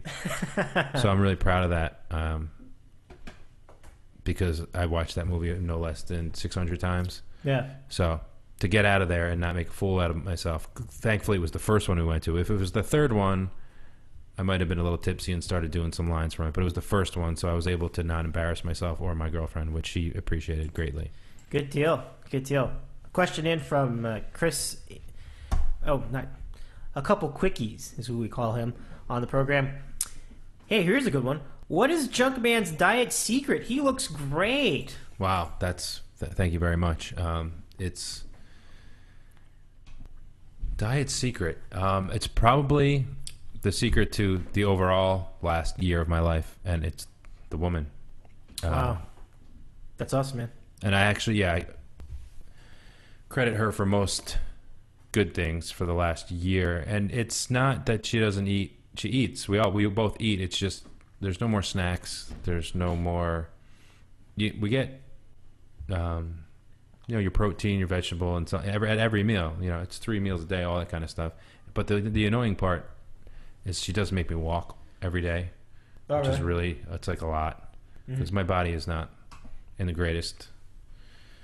Things are falling apart, leg-wise, hip-wise, things like that. But every morning I got to get up and walk something, do some sort of exercise, So she's good that way. But yeah, I still eat steak. I still eat those kind of things. So there's no real secret. It's just like kind of like the whole grains. It's all the obvious things. But probably the biggest difference is no snacking time. We eat, no snacks. No snacks at all. Wow. I mean, she has her ice cream. I don't have a sweet tooth, so the snacks weren't that big of a deal. But yeah, it's just walking around. Maybe I got a little sun the last 2 days. That could be part of it. But overall, I have no secrets. Well, I have secrets, but not that in that respect. I have deep, dark secrets, but those don't pertain to weight loss. Well, that's cool, bud. I mean, just eating healthy, just eating better. Not necessarily like specific foods, but eating less helps. Eating simpler helps. Staying away from superfluous food helps. I think these are all really valuable. You get so much more aware of it when you do travel like this a little bit, because the options are so bad in so many places. I've heard, like when you pass the countless McDonald's and Denny's and things like that, you have to make an effort to eat well on the road.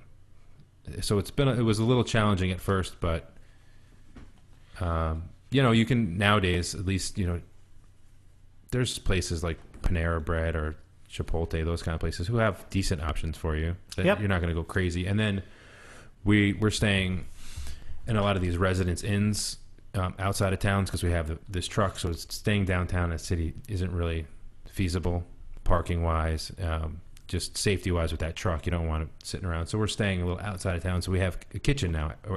So the first stop is going to the local Whole Foods, just getting the dinner and that kind of stuff for the whole week. So that's my story. It's a great story. The stories of food do not get old with me. No. And good news for me. We have some more food questions for you. Okay. Now this is a kind of a. I don't think this is probably an easy question, but Lovesy's also asks us: white bread versus wheat. White bread versus wheat, Junkie. Where do you side? Well, I'm not allowed to eat white bread. Oh, you're not even allowed. No, Right. I think she would leave me if I started eating white bread. I think that's one of the lines in the sand. She doesn't have many demands at all, but that's one of them. The thing though, I hear that is enriched wheat is just like white bread anyway. So yeah, it's really that's tough. It's bread in general. We don't eat a lot of bread at all. Oh, okay. But if we did, it's got to be those like 9 grain whole grain 9 something. That sounds really good. I don't know what it is. I like grains and bread. I really like the fiber content. I think I gotta get on that too. I don't really go that far. I just get wheat bread, and as I mentioned, it's probably not really wheat bread because it's not fully. It's enriched. You can't do that. I did that. I made that mistake once shopping. Now because I have to look at all the ingredients now, and I might go shopping with her, or when I shop for us together, and I get all excited when I think I found something that I think is healthy. And I found these pretzel bagel things that I thought I could have as a snack because they didn't have any white flour on the thing. I was really excited. I got home and she looked at the first ingredient. She looked at it and said the same thing. She said, "That's enriched flour. That's basically white bread. You're just failing." Wow. So I failed that night. I had to throw away my pretzels. It was sad. That is sad. Just too bad. Oh, question for you. Okay. With corn, do you eat corn? Well, first of all, can you eat? Is it possible to eat corn without cooking it first, like without boiling it? I think you're supposed to boil it, right? Yeah, I think so, but yeah, I've never once been able to digest a piece of corn, so I've given up on corn almost entirely. So you've just forgotten corn completely. I don't find any benefit whatsoever because it comes out in the same shape as it went in. So it doesn't make any sense to me whatsoever. I'll tell you what, that's okay. Point well taken on that. And so it dissolves the second question, which would have been, do you like putting butter on your corn? It doesn't matter because you don't eat corn, so it doesn't matter. Yeah, you're kind of, that is that. Okay, so next. Oh, okay, so I've got news for you. This is not a question, but we learned this week that ESPN made a lot of scheduling changes. A lot of scheduling changes. And it's very ironic, or maybe just a wild coincidence, that I stopped listening to the Mike and Mike show in February, and that's about the time that ESPN decided to really reshuffle the show. Now they are moving the show from the Bristol headquarters, just like ESPN studio, down to New York, next to the Good Morning America studio. Really? Yeah. That is big news. That's big news for them. And they're doing this so they can get one of the Good Morning America ladies to be on the show with them. Wow. I That's know. surprising. It is. They just want more. They want more network tie-ins with ABC and with the Disney stuff and entertainment and all that stuff. And it was always a walking. It was always a on-air billboard anyway. It wasn't really a real sports show, but this just takes it over the top. And so how about that? I mean, Mike and Mike now completely sells out. It was already selling out before, and now it's just fully sold out. Now it's official. It's completely That useless. sounds, yeah, because that makes, you would think that would lead to more entertainment guests, down in New York. That's, I think, opposed to the sports guests that come through. That's correct. The ESPN campus and do all the shows and the coaches and the players, that kind of stuff. I'm sure there's some of that in New York, but you're going to have more of the Dancing with the Stars show. That's an ABC show, right? That is, yep. All right. I'm not making a complete fool of myself. No, yeah, you're right on with right. that. It seems like it'd be more of that kind of stuff, which is totally Mike Greenberg's. That's up his alley. Almost exactly what I they think do. this is probably the end of Golick's tenure. I don't know if he'll be able to take that too much. Yeah, that's a decent point. I wonder how much longer it's gonna be, this show. It's already been on 15 years. That's a freaking long time for such a useless show like that. Right. Yeah, it's been a long time for a show that's not very good. Yeah, totally. I mean, that's what's sort of driving me nuts. So, I was like, gosh, I wonder if I'm going to be missing all sorts of stuff now that I'm not tuning into this, at least for a little bit, on the radio anymore. I miss nothing. Yeah. Apparently, the show is basically reorganizing and reshuffling. Yeah, that is definitely a use. They should. And they're not going to scrap it, obviously, if they're moving it and investing in maybe this new Good Morning America lady is the new co-host, and they do some sort of, I don't know, entertainment sports thing. Because their other shows, their afternoon shows, like are a little more in-depth with the sports coverage, and they all do tend to skew a little bit to the pop culture and entertainment side of it, but that's ESPN, ABC, and all that stuff. Yeah, that's the way. That's been their bag, pretty much for years and years and years. So one other note from the ESPN family of networks. Scott Van Pelt was offered the opportunity to do a Midnight Sports Center to himself. Apparently, it's just like his show now. Like, it's just all for him. So the obvious question is, what happens to his radio shows, SVP and Russillo? And the answer was addressed yesterday. The show will be no longer. The show is ending. So SVP and Russillo off the air, Junkman. And, Yeah, I mean, that's the perfect spot for you.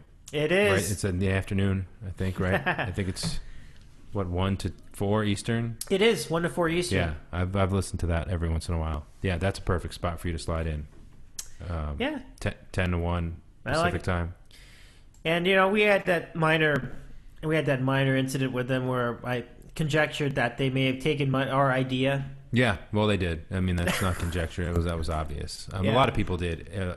And also, we sort of ended it. I mean, we still take some questions, but as far as that being the main part of the show, we've sort of faded that out way before. By the time they caught on, we had already used it and done. We were exactly. We were done with the. We moved on to something idea. else. Yeah, yeah, we had moved on, and they started everything about their questions, and even WEI, my own hometown, was doing answer the question. Kirk, they had a guy named Kirk, and so play on John McEnroe's answer the question jerk to that ref. What was it, 25 years ago? There's a famous line of him screaming. Yeah. So they did an answer the question Kirk to one of their, I think it was the morning host's name. So yeah, they picked everybody from EEI to ESPN, took that idea, ran with it. They're sort of phasing it out now, but like I said, we had kind of We were the first ones on that. I don't really care what they say, what Scott Van Pelt has to say. I mean it's documented. I mean, we don't have to go into it. No, we have the links. We have the shows. They're up there, so you can check them out. So it's with all that said, I want to send some kudos to both Scott and Ryan Russillo for trying to be a little bit different than the rest of ESPN, because I respect that completely. They try to do different topics, and talk more in depth about stuff.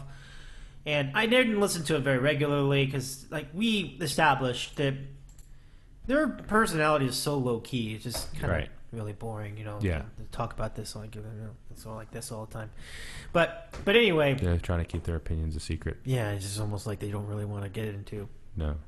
It's too bad, if they don't raise their voice, and it's hard to hear them sometimes. Then you have to really lean close to the radio while you're driving, which would cause an accident usually because you take your eyes off the road. I can never tell when they're being serious or when they're... No, it's hard. It's very difficult. So, well, that's going to be it for them. And I think the question is also with Ryan Russillo himself: is he going to continue trying that radio show or not? I'm going to say no, because he's all tied up in NBA stuff. Bless you, bless me. Sorry. There you go.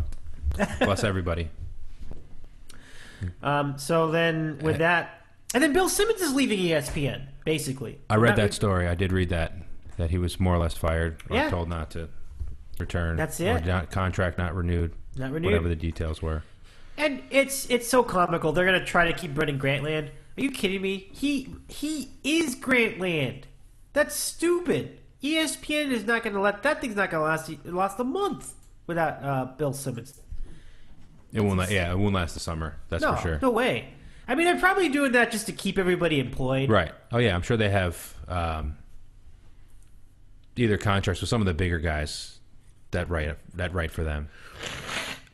Is it like Zach Lowe? Some of those guys I've heard of who write there a lot. I'm sure they've got a deal, and a lot of those pieces that they do take time. They do some more in-depth reporting. So the stuff that's in the works will probably get published on the site, but they won't make it through the summer. No, there's no way.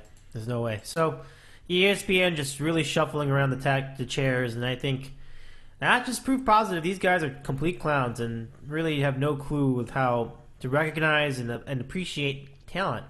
And frickin' Mike and Mike are going to get an extension and an upgrade, and they're going to get new studios overlooking Times Square. I mean, the fuck, man.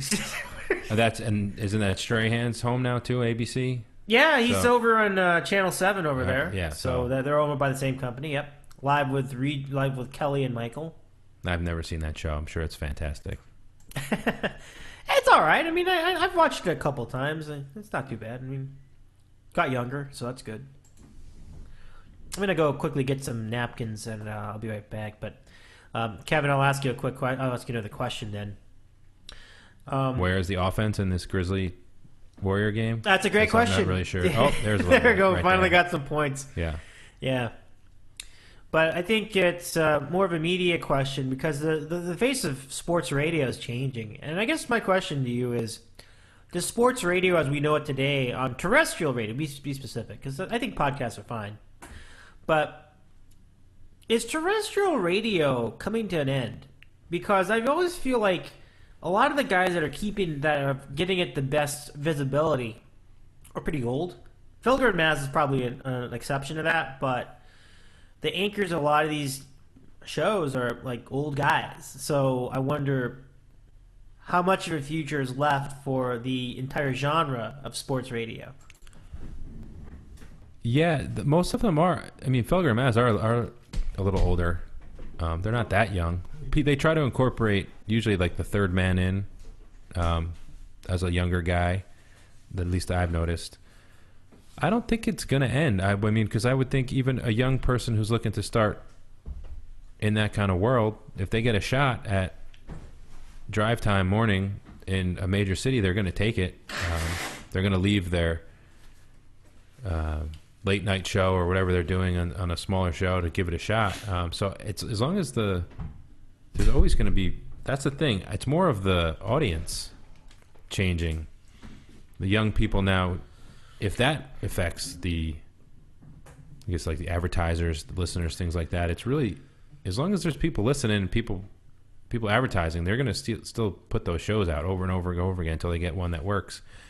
It's really if this next generation just completely abandons AM radio, which could happen, and everyone's now on their all the phones and all those different devices where you can stream this show, all different shows you're into. So that's really, I don't think so much as the old guys on the radio dying is going to end it. It's really what the young people are listening to. Well, I'll tell you what, though. There's one thing I think that AM has in its favor is that it's still really easy to use. Yeah. I mean, I use TuneIn, I use iHeartRadio, but you have to go through like 4 or 5 button presses to get to where you want to go. On the radio, you just turn it on. It's usually already on the station, so I think it's still winning in the ease of use department. Oh, absolutely. Yeah. But I guess I came up with that idea, though, and I didn't realize that Felger and Mavs were as old as they were. I thought they were younger. But I came up with that idea based on the calls that Mike has been getting lately, and other stations similarly. They're getting all these middle-aged guys. I'm like, is this going to get older, like the Price is Right audience did with Bob Barker, or is it just going to be different guys coming in later? I mean, we're younger. We're relatively young guys. So it's got us. And our friends, we're all about the same age, so we're not old by any means. But I was curious, like, where can it continue? And also to the point of in sports radio's favor, Boomer and Carton are young, very young, so I think that shows that youth can have a very bright future on big time radio. So that's good. So I think that's working out just fine. So some pluses and minuses in their favor. Then you always have Evan Roberts, the future of WFAN, the present and the future. We've been through this so many times. He is very young. He's really young. I guess he is my age. He's about the same. Because we were born the same year, I think. He's like 32 right now. Or yeah, probably. Maybe 31. I don't know. Yeah, but. So, we bring this up every year. When Mike goes, and he's going to have to go sometime, but he's doing a great job, I mean, lately. I say that because he's really taken these Patriots Mongos to task. Nice. He's just killed them. He should, too. These guys are ridiculous. It's just unbelievable. But I guess we always bring it up every year. Like, who's going to take over when Francesa retires? And the obvious pointer is to Evan. That's his job. I'm telling you. That's what's going to happen. You think so? Whatever this contract ends for the big guy.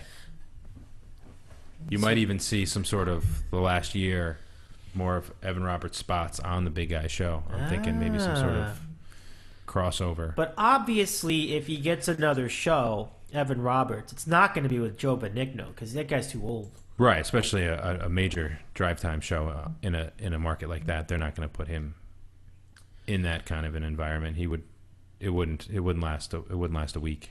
He's probably the worst radio personality in the history of sports radio. Well, he doesn't have any real radio background other than the Connecticut School of Broadcasting he did for like a few months.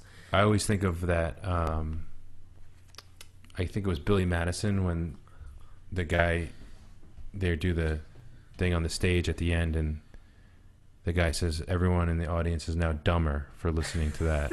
I always think of that when I listen to any sort of Joe Benigno rant on that. I always just think, I can't believe that was 5 minutes. I'm never going to get that back. I really didn't pick up on just how dense he was until the last couple of years. And he's so dense. I mean, the caller called in this today. He said that, how could Henrik Lundqvist be called the king? The caller said this. How could Henrik Lundqvist be called the king if he doesn't win a championship? You can't be a king unless you win a title. And I just thought that was the stupidest thing I ever heard. Joe responds, "Well, you're not wrong, bro." And it's like, yes, he is. What are you talking about? His answers are ridiculous. And even sometimes when you do listen and Evan is making a pretty good point, and he's using making a really good argument with his opinion, with the facts, putting things together, and then you just get this mind-numbingly dumb response from his partner, Yeah. And it's like, and just the air comes right out of the room. Yeah, it's rough, man. Just a quick refresher for all of you. This is Kevin on the Cape who we're with tonight. I'm Dave Medina, and for those who've been following the show from the beginning, you've known the two of us really through everything, through the good, through the bad. Hasn't been too much bad, just mostly good. And it's been a real honor for me to have him here. Unfortunately, no Coach. I thought Coach would be here tonight in the building just to say hello, and Canadian Karen too, but no, not happening. So for the moment, it's just the two of us. But I will, after the show, I will text him and ask him where he is, because a couple things. I gotta, number one, I gotta see if we can meet. But number two, I need to know if he needs the parking spot, because my car is in the parking spot in the carport right now, and I gotta figure that out, because if he needs it, then I gotta move my car. The parking spot. Yeah, there's only one. So how do you choose who gets it? Usually the rule of the parking spot is that the latest one in gets the spot. So whoever's last to the neighborhood gets a spot. It's a fair rule. I think it's a fair rule. I got it. Yeah, because the first guy home has a better chance of finding a spot. Always. Yeah, that makes perfect sense. Yeah. Now the only problem is if he comes in now while I'm doing the show, well, he's screwed, because I can't move the car. I can't move the car now. I'm broadcasting to tens of people here. So. Right. Exactly. Yeah. There's a certain precedent. Yeah. So I'll see what about this text. If that's him, then I'll just have to tell him I'm sorry. God, this text from Mike in North Jersey. God damn it, Vid. It's totally my fault. The parking space? No. This is Mike in North Jersey, over in New Jersey. Because I gotta show you the text. Because right here, where is it? Oh yeah. So the text. Remember the text I wrote? I wrote a text and it said, "If you change the ending to an even shittier ending, does it still count?" And then Panther pretty much warned me. You basically said you basically implied I'm gonna mush the team, and I totally did. Right. Yeah. So he's like just texting back. Yeah. He hates the Rangers. Really? Yeah. He's a Devils fan. So he's Mike in North Jersey is just a big Devil fan. So Devil fans really hate the Rangers. The Ranger fans don't care. Like they're kind of like the Padres-Dodgers relationship. But naturally, he was excited. He was very excited when the Rangers were facing elimination, and I just made that joke just to them. I didn't want to make it public because I felt like the Rangers were looked so bad. They looked so pathetic at the time, and I just mean offensively because they were doing a lot of great things. They were working the cycle.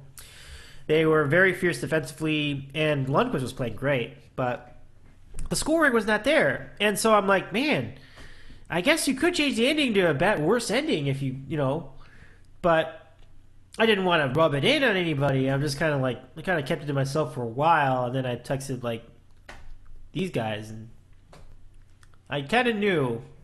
You did it. I kind of knew that making that comment could have had repercussions on the whole series, and looks like I've done it again. But you changed the ending. Actually, I did change the ending. You were the one who changed the ending, which is pretty spectacular.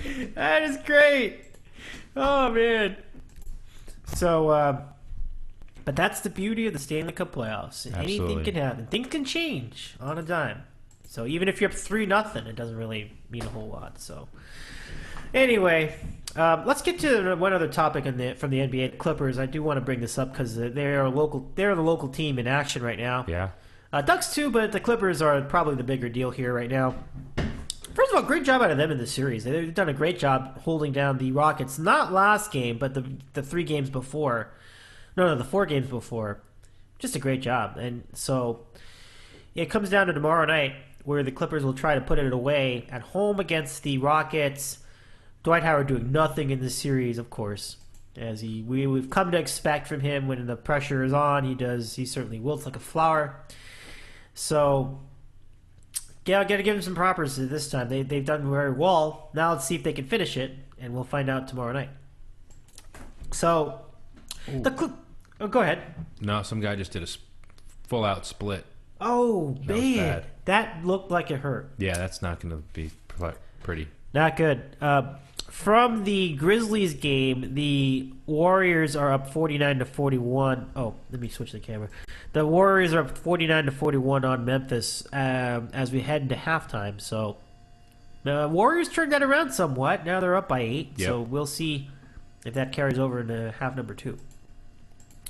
So yeah, the Clippers are an interesting call. I think they've done much more than I had anticipated, and they look good. And Houston's the part that Houston's not doing so well in this round does not surprise me. But I like the fact that the Clippers are getting the job done. Chris Paul comes in, and their bench has improved a lot because of Austin Rivers. So really good. So. Are the Clippers becoming a more likable... I mean, they're not a likable team right now because of all the flopping and the complaining that they do. Right. My question is does this team now have the mettle to go really far? I think the road breaks down pretty favorably for them because they've got this round. Let's say they finish off Houston. There's no way to tell if they do or not. Then they go out and they play the winner of this series, the Warriors and the Grizzlies. After that, it's going to be Cleveland.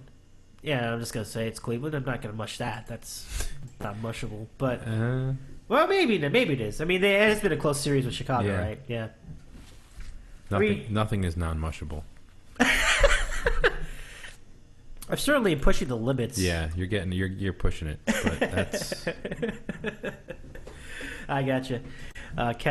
Kevin on the Cape with us on studio tonight. Oh, gosh, down to 15 minutes. Let's see if we have any further questions and random questions. At DITCOW if you want to write to us and ask a question. And, well, let's take a look.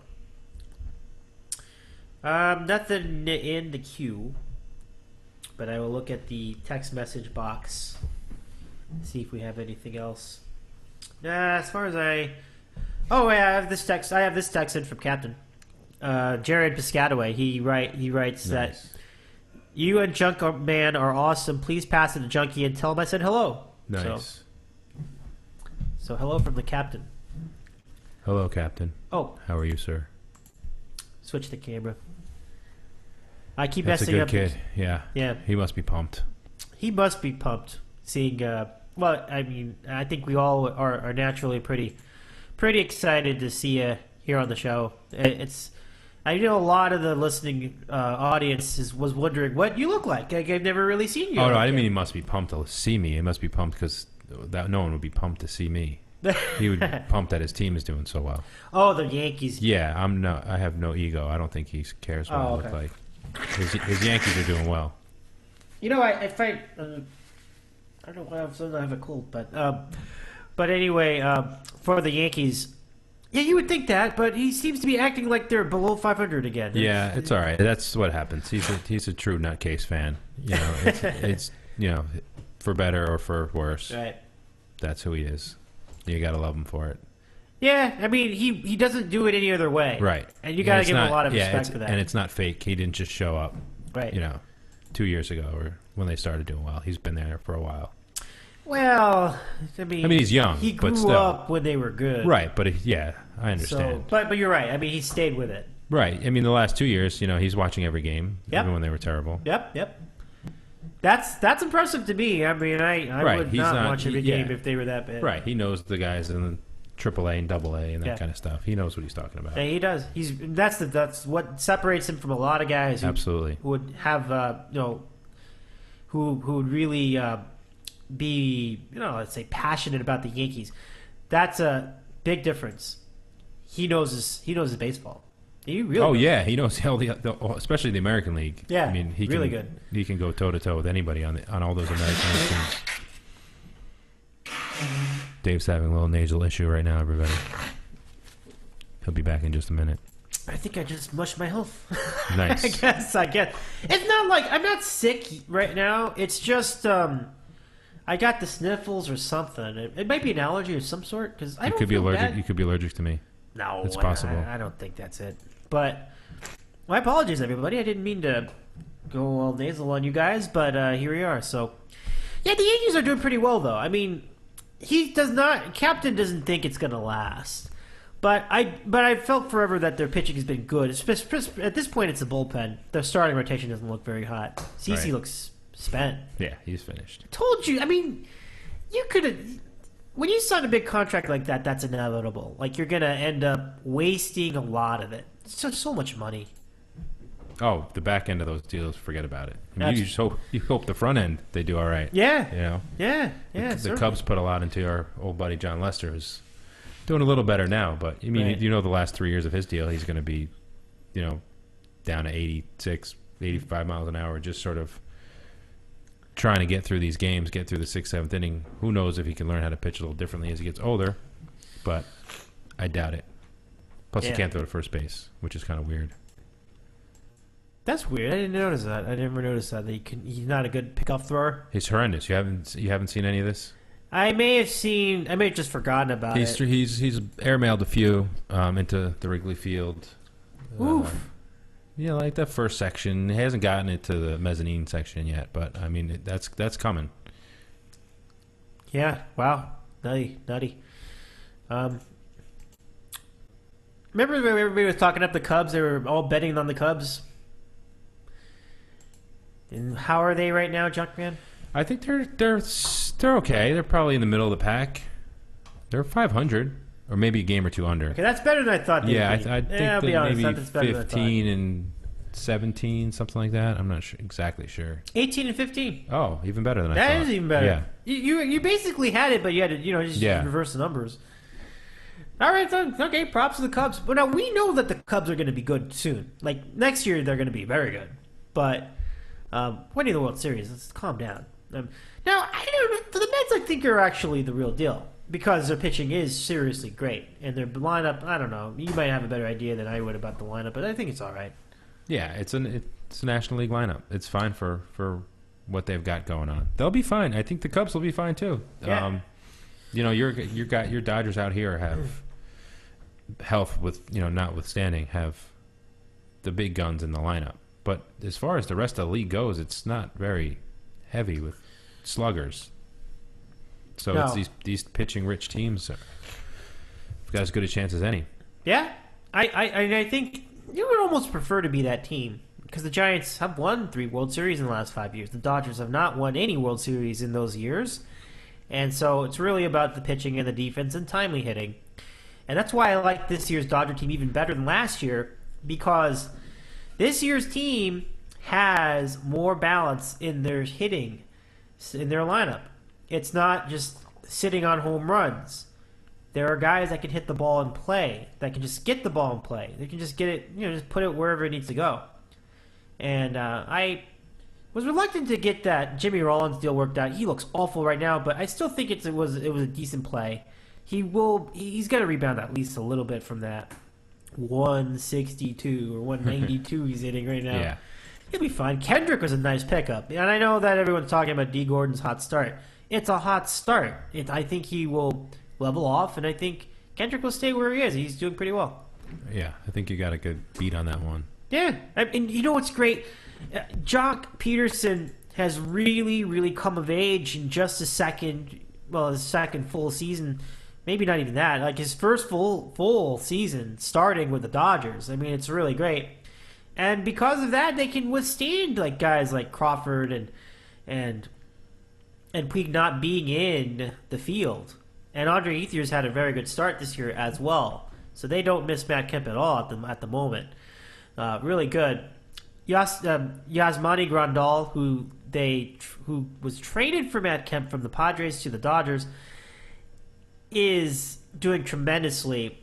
It was widely thought that he would do very well defensively. He is, but his offense has been a very good surprise so far. And he was doing more of that last night. He had a pretty good night. I think it was 2 for 4. You see the end to your game here? Oh, this game? Are you looking at the Washington game? Yeah, I didn't see that. Yeah. Wow, they just got the game-winning basket there. Oh. Is that Schroeder? No. Wait. So Horford gets it.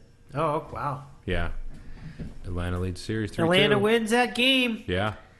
Now up in the series, which is what should be happening, but right. Yeah, they're not really dominating. Sorry. They're not really dominating any of these games. What size jacket do you think Shaq wears? Oh my gosh. That is huge. That is a great question. What was that, 58? I was going to say almost. It's got to be 60 something. Yeah. That's enormous. There was a point, maybe 17, 18 years ago, where I was a 54. Really? That's a big jacket. Really? Wow. And that's enormous. Yeah. I don't know why I got That's so a dusty big here. man. Yeah, he's a huge.